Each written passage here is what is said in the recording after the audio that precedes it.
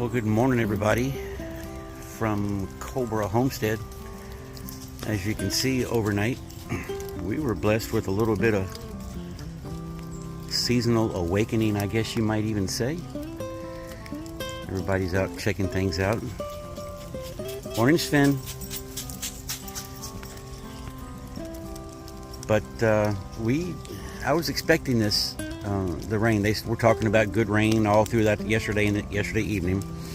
And I had shot a video the other day in regards to my water tank, and was doing a few things, but I want to show you an idea.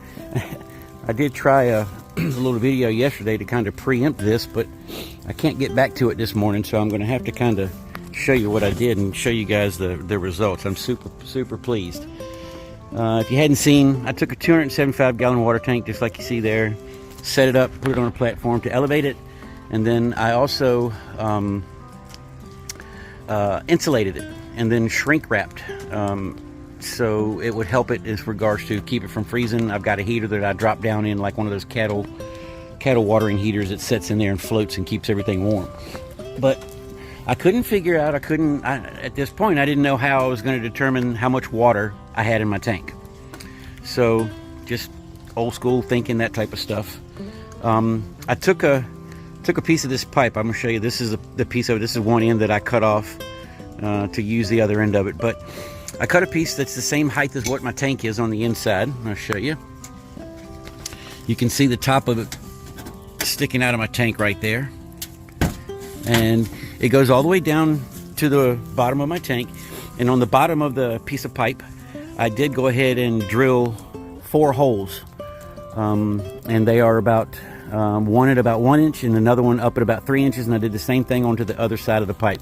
That allows the water to obviously get into the pipe, but then also it will, as the water level rises in the tank, the water level rises inside that piece of pipe I have there.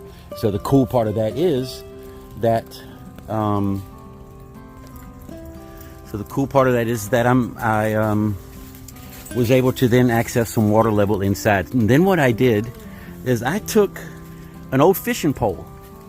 For those who understand, a fishing pole, on the bottom of a fishing pole there's always some sort of foam or caulk or something like that. Well, oddly enough, that's not necessarily for comfort. That's so that if it gets dropped or something, it has the ability to float. It'll float end up like that, and it'll give you a way to be able to snag or save your fishing rod. As you can see, my pipe down on the inside,